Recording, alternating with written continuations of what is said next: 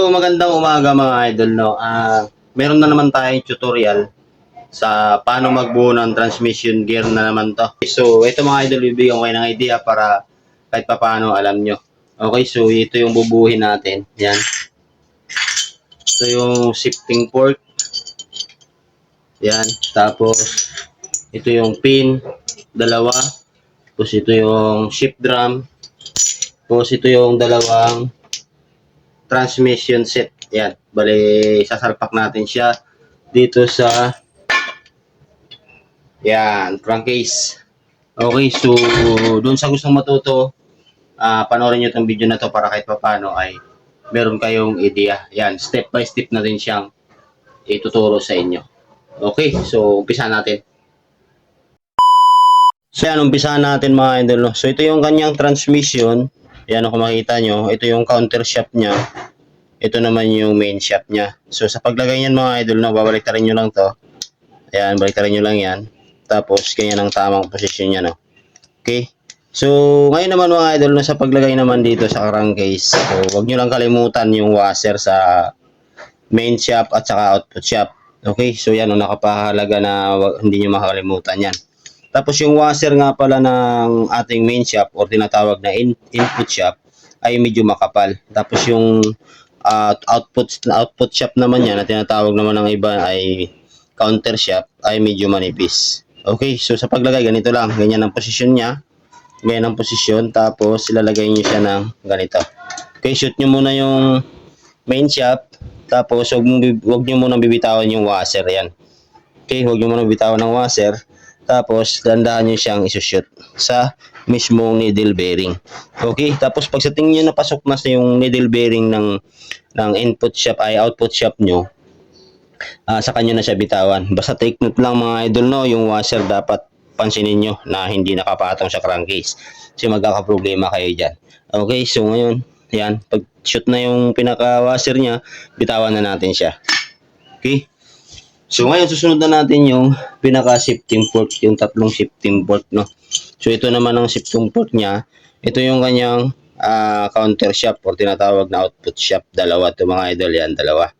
Okay? Tapos, ang paglagay nito, wala namang problema kahit mauna to or mahuli to. So, walang problema basta ang malaga, ganito ang posisyon niya. Okay. So, ilagay natin. Ilagay muna natin siya dito. So, dalawa po yung shifting port ng counter shaft. Yan. Tapos, lagay din natin siya dito sa ibabaw. Yan. Okay.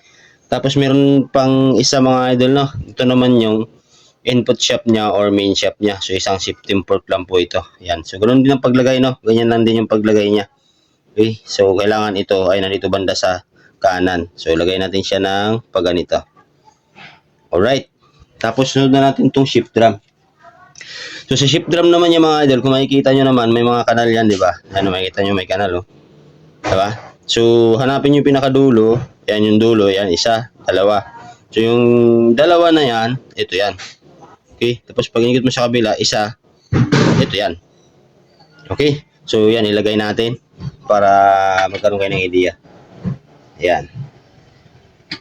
Okay, tapos sa paglagay mga idol ng shifting port dito sa shift drum, iaangat nyo lang siya ng konti para pumasok siya dun sa guide. Yan, lagay natin siya.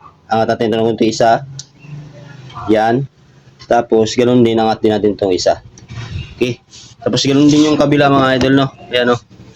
Iaangat nyo rin to. Okay, so angat nyo rin to para pumasok din doon sa kabila sa guide niya. Okay.